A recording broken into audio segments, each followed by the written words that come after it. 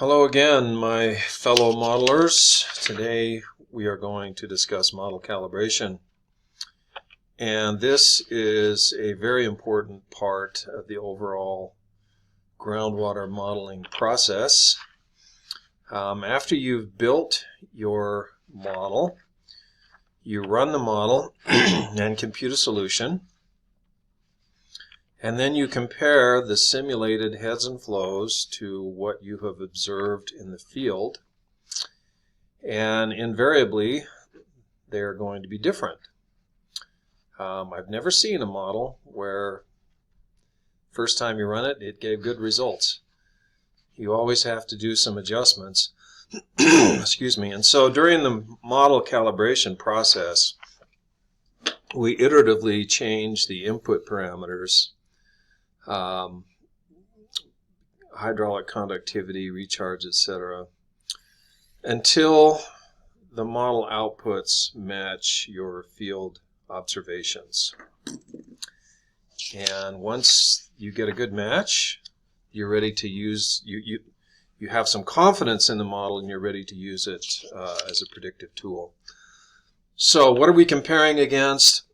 One of the most important parts of this is head observations. These are water table observations that we typically collect at observation wells. Hopefully, in the aquifer you're modeling, there are a number of monitoring wells. The top of the well looks like the image shown on the right.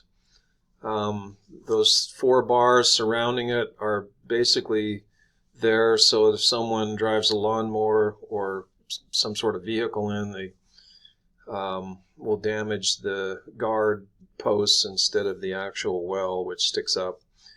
So you take the lock off, you drop a tape down into the well, and you measure the depth down to the water table, and then record that. And that becomes a very valuable observation. And on the left, as you'll see, this is kind of what a typical schematic of the construction of a monitoring well. You have a pipe in the middle. At the bottom, at some point, there's a screened interval where the water is allowed to flow into the pipe. Between that pipe and the top, that's called the riser. And around the slotted part of the pipe, you have gravel or some coarse material that the water can flow through freely. And then there are 2 kind of approaches here. The one on the left has a really long slotted screen, and the one on the right, the slotted screen is isolated down deeper into the aquifer and then it's sealed. But the water flows into the pipe, and then they both effectively measure the same water level. The one on the right we'd typically refer to as a piezometer. Just, that having an isolated opening and then, measuring how far the water rises in the pipe. We typically call that a piezometer. But those terms are sometimes used interchangeably. I should also mention that sometimes we do measurements in production wells. So you have a well that's pumping, you turn it off, or you turn it off and then you measure the water level. The problem with that is when you pump a well, it causes a cone of depression where the water table is lowered due to the pumping. And then when you turn it off, it takes, if it's a highly porous aquifer, it will rebound fairly quickly, even, in a matter of minutes or hours. But if it's a lower permeability aquifer, it may take several days for that to rebound. For that reason, a lot of times wells are measured in the winter when they're not pumping, if they're agricultural wells. And so you always have to be careful of that effect and be a little bit careful when you use water levels obtained from production wells. Another type of very important observation is a flow observation. And this is basically how much water is flowing in a stream, and specifically what we want to know, you need to have these measurements in pairs normally, because you need to know how much the flow has changed between 2 points on a stream, because that represents either a gain or a loss from groundwater. Now, of course, you measure this in periods when there's not a big precipitation event. And in some cases, you can get away with, if you have a stream that starts flowing in the aquifer, and you have a single measurement downstream, and you measure it during a non-precipitation event or under base flow conditions, then you can get away with a single stream flow measurement. But again, the idea is we want to measure how much of the base flow is coming from, or is it a gaining or losing stream, and what is the quantity of that gain or loss.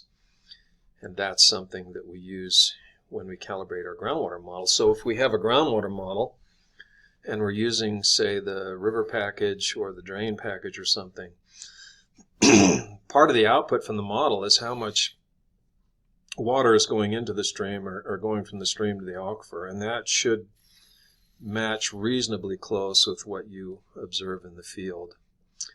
There are a couple ways we measure, or there are a number of ways we measure stream flow. The top diagram on the left, it's measuring basically the stage in the river, and presumably someone has gone in and measured as the stream has flowed at different stages. They measure the velocity across the stream, and then from that there's a way to calculate how much stream flow there is. And if you do that at a number of different stages, or a stage again is the elevation of the water in the stream, and for each of these stages you measure the discharge. So on the diagram over on the right, each of these dots could represent a point in time where someone has measured the stage, and then using a velocity meter calculated how fast the water is flowing through the different slices of the stream, and from that estimated a discharge.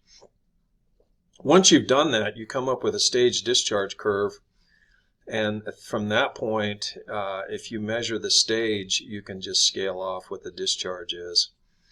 And so you can have a real-time measurement of the stage in the stream. In the United States, the United States Geologic Survey has instrumented a large number of streams around the country. And a lot of these have telemetry where they record the stage and then transmit it electronically from a recording station to the USGS, which then they publish these through web services or on a website. In the lower left, this is a weir. For small streams, sometimes we build these channels that the water goes through where we can even more accurately determine the flow rate based on the elevation of the water. And so that's another very important type of observation. So, again, so calibration is changing the model inputs until the outputs match the heads and flows you've observed in the field. There are two basic types of calibration. One is just trial and error, which means we look at the model, we say, well, my heads are too high, maybe I need to reduce recharge. So you reduce your recharge and run the model again. Maybe the next round you change the hydraulic conductivity, and pretty simple and straightforward way to calibrate your model. You should always start with trial and error, or sometimes we call this manual calibration. And I've seen people who are really good at manual calibration, and they can fine-tune a model just through hard work, and they can do it fairly quickly. Another type is called automated parameter estimation. And basically, what we do is you use an optimization utility, and you tell it what parts of the model inputs you want it to change, and then it takes over control of your model and automatically runs the model tens, hundreds, even thousands of times, and systematically changes the inputs, and then measures, it looks at the output from the model, compares that to the field observations, and it continues until the difference, the overall difference between the model simulated values and the field observed values is minimized. And there have been a number of utilities like this over the years that come and go, but there's one that's kind of stuck around and become the dominant model, and that is a utility called PEST, which stands for Parameter Estimation. And this is a product you can download off the web. It comes packaged with GMS, and we will be using PEST quite extensively. It was originally developed by John Doherty from Brisbane, Australia. Good friend of mine, great guy, and it's a really powerful tool to help you calibrate your model. You're going to come to really appreciate it once you try it. So how do we tell when a model is calibrated? First of all, we should never expect a perfect fit between our simulated and observed values. It's just unrealistic for a number of reasons. First of all, measurement error. Measuring the water levels is not an exact process. Maybe you're measuring in a well that's a production well and the water levels haven't fully rebounded. Once you measure the depth of the water table, you have to convert that to a water table elevation. To do that, you need to know the elevation of the top of the well. Sometimes we survey that. Sometimes we just guess it based on looking at a contour map. Well, that's going to have significant error built in. So there are a number of opportunities for measurement error to creep in. Also, your model is not reality. It's a simplified version of reality, and therefore it's not, we should never expect it to perfectly reproduce what's happening. And then, of course, you know, there's a lot of uncertainty on our inputs. Maybe the pumping rates we're using are not really the actual pumping rates that have happened over time. Could be the river stages are wrong. Maybe we've made some poor assumptions on certain parts of our inputs. So that, because of that, we shouldn't expect a perfect fit. But what we generally try to do is get the simulated values just within some window of the field observations. One way to look at this is if you have an observed value, you can come up with something, we call that a calibration target. You decide on an interval, which can be a function of the measurement error or uncertainty, or just general judgment. Maybe you say, well, we're hoping to get the heads within 5 meters or 3 meters or something of the observed values. And that can help guide the process and help you decide when you're getting close. But ultimately, you just keep minimizing the error, and the error is defined as the difference between the computed and observed values. Until you reach a point of diminishing returns, you're going to get to a point where any change you make to the model makes things worse and not better, and at that point, you can reasonably say that it's calibrated as the best that you can expect under the circumstances. But a lot of this comes just through judgment. So when we're looking at overall calibration, it's customary to have some global error norm. An error norm is a numerical measure of how well the model is calibrated overall. So not at an individual point, but over the whole model, what is the total error? And there are a number of ways that you can do this, and we typically look at a number of different measures. The simplest one is the mean error. And these equations are written in terms of heads. You could do the same thing with flows. So if we look at an individual monitoring well and we look at the difference between the observed head and the computed head, HO minus HC, that is what we call the residual. And if you add those up and divide by the total number of observations, you have the mean error, or the average error. So, and this can be positive or negative. Let's say it's negative 2.5 meters. That means on average your heads are 2.5 meters. Let's see, HC, that means that your observed values are 2.5 meters below the computed values. And you need to bring your computed values down. And so this should be a pretty simple and intuitive error norm. Now, if you look at this, it's theoretically possible that you could have a mean error that's near zero, but there still could be quite a bit of error at individual wells. And so another measure is called the mean absolute error.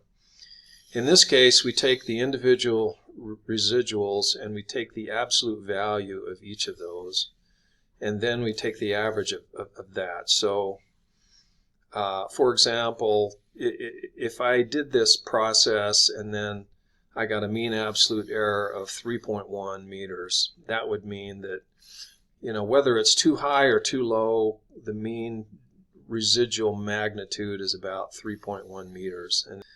And so generally we use these two in combination. We want to see the mean error around zero. That shows that your errors are balanced between positive and negative errors. And then you just want to minimize the mean absolute error. Then there's another one called the root mean squared error. This is similar to the mean absolute error. Instead of taking the absolute value, we square the residuals, and again, that makes everything positive. And then we take the average of those squared residuals and then take the square root of that. It's just another way of doing a mean. Again, as is the case with the mean absolute error, it tells you about the magnitude of your error. One difference between the RMS, or root mean squared error, and the mean absolute error is if you have a few large outliers that have a large residual, those will really be magnified with the root mean squared error. And so if your root mean squared error is significantly larger than your mean absolute error, then it means your errors are you have a number of outliers or large deviations that you need to be concerned with. So each of these play an important role, and in GMS all three are reported, and it's generally a good idea to look at all three of these. Now another thing that we do sometimes is you take these same equations and you can apply a weight to individual observations.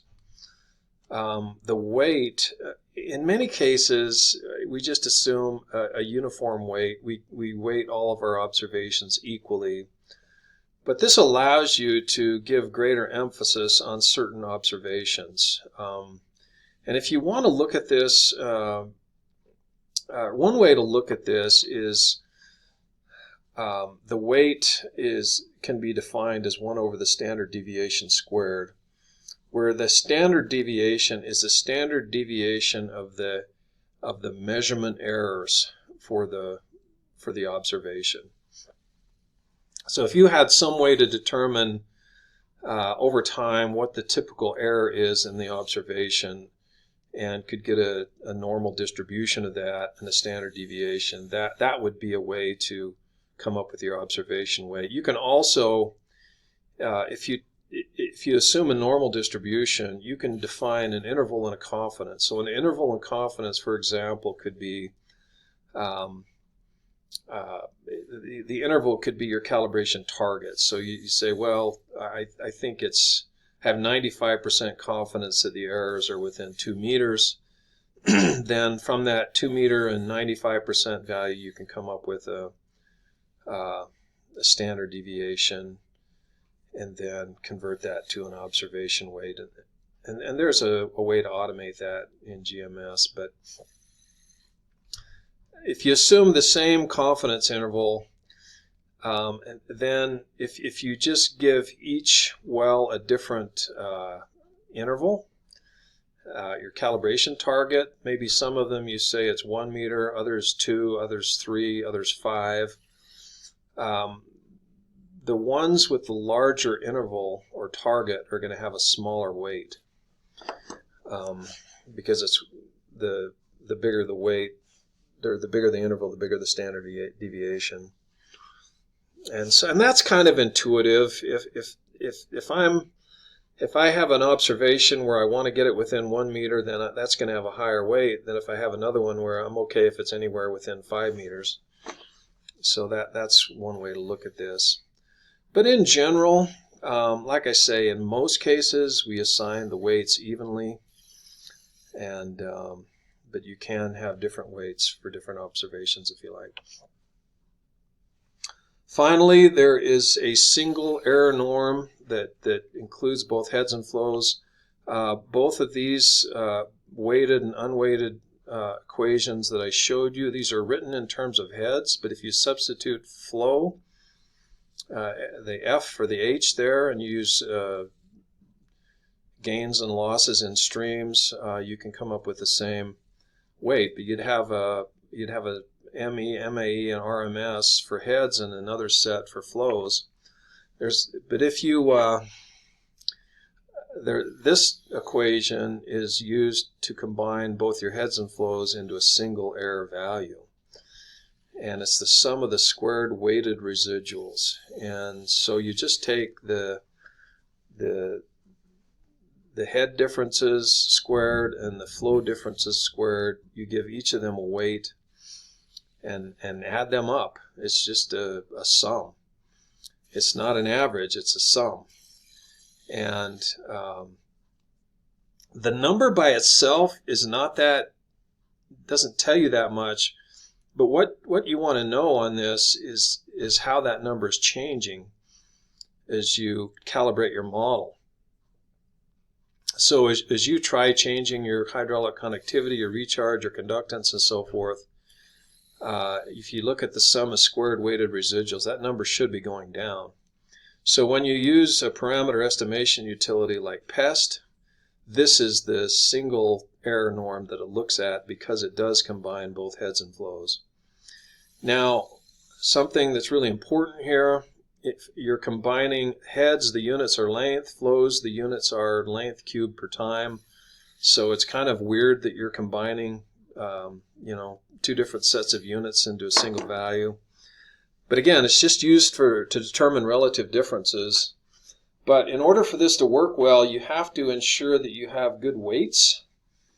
So the weights for the heads, again, we get that from the interval. As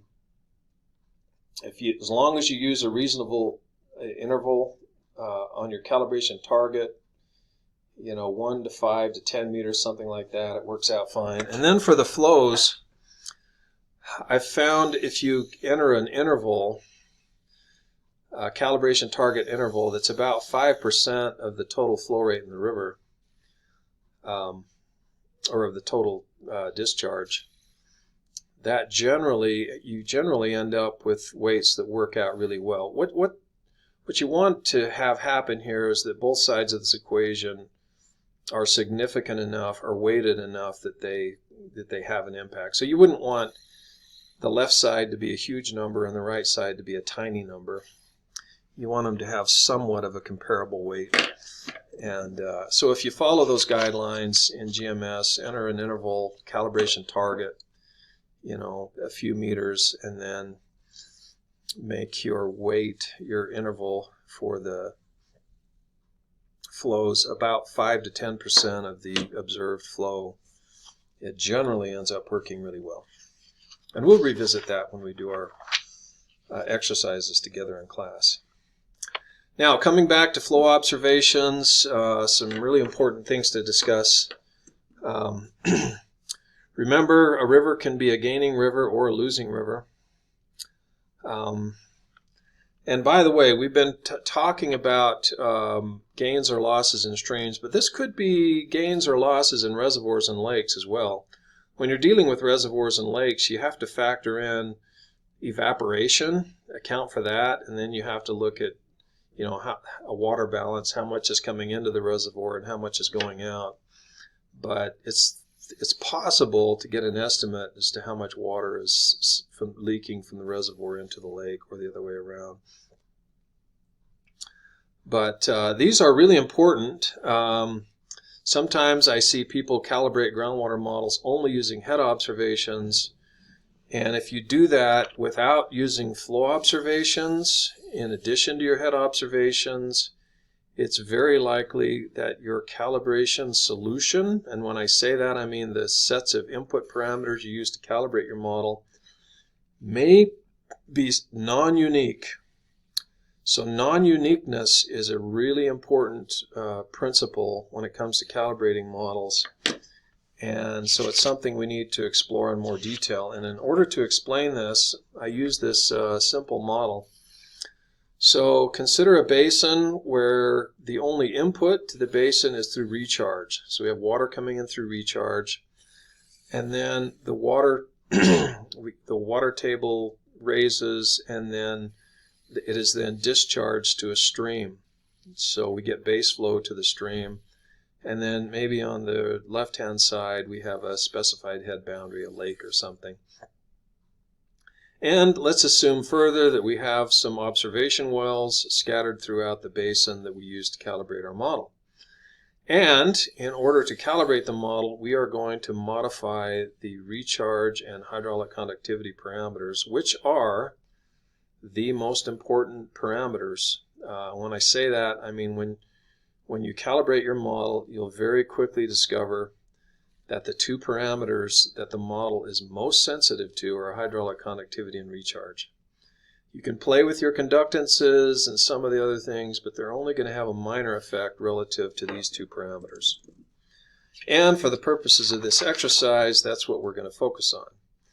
So now let's look at a cross-section through our model as shown here. And so we're now looking at this slice. So again, this is along this dash line.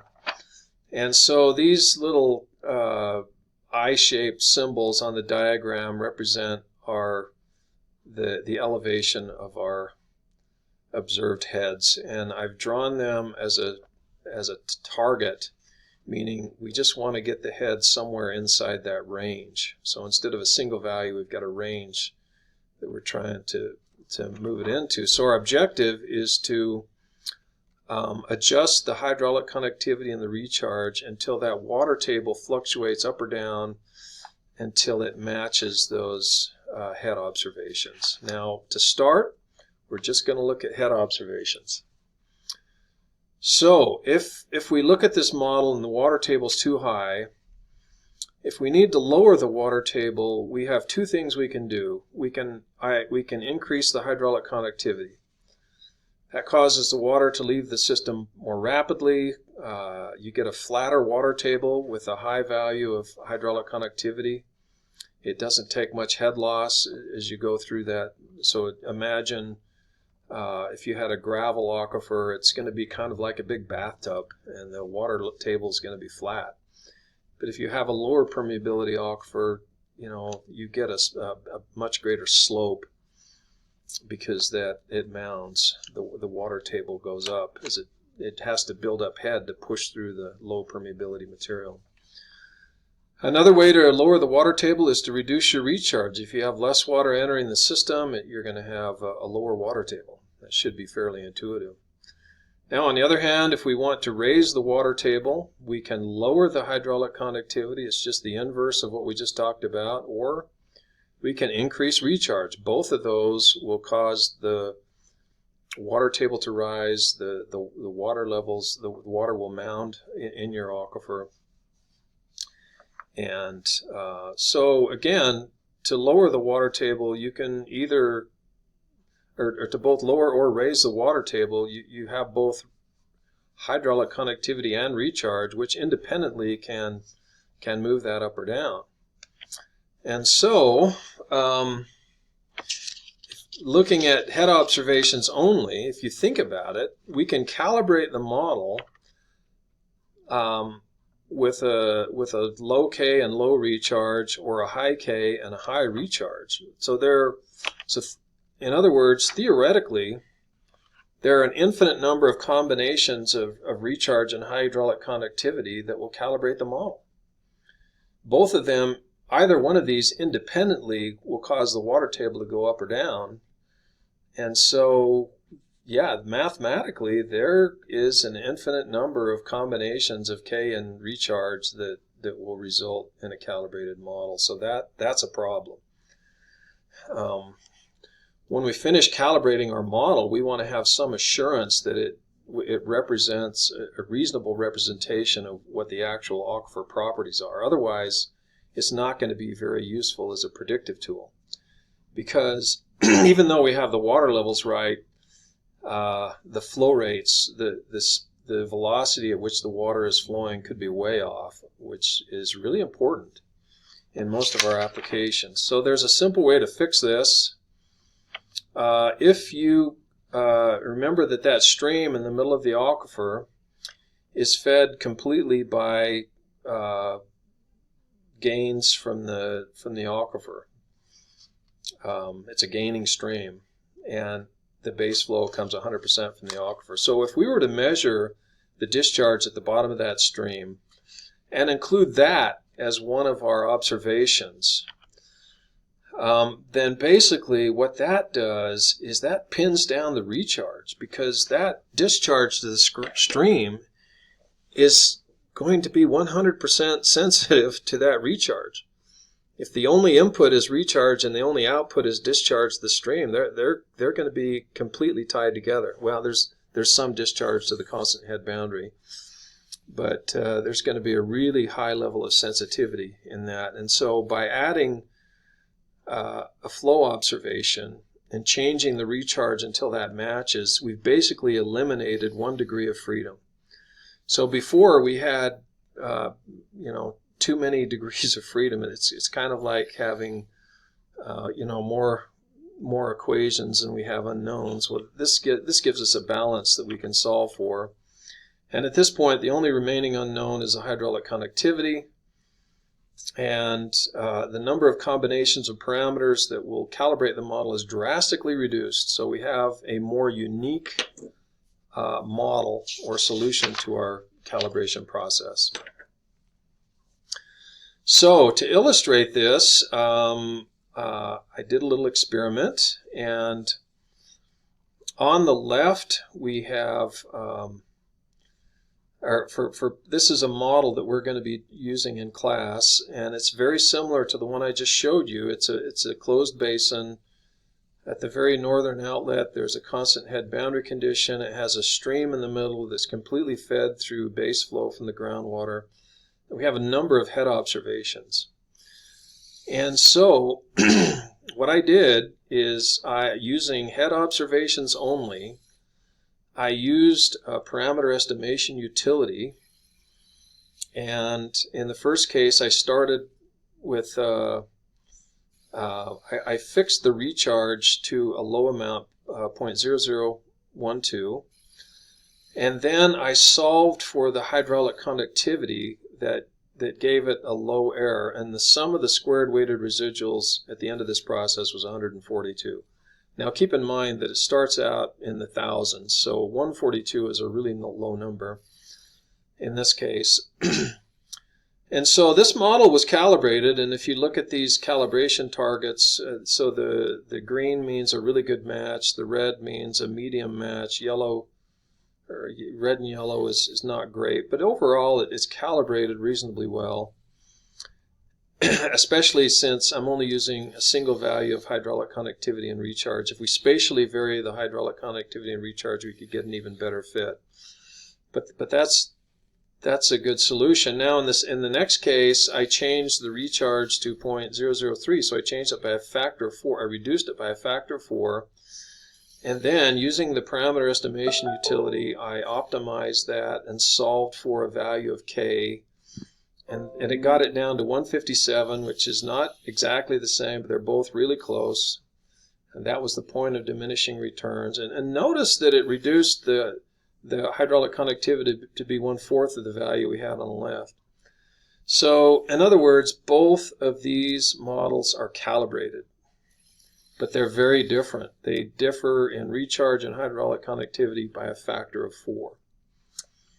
And then, finally, in the last case, I added a flow observation to the river network, and I then used the PEST utility to solve for both hydraulic conductivity and recharge.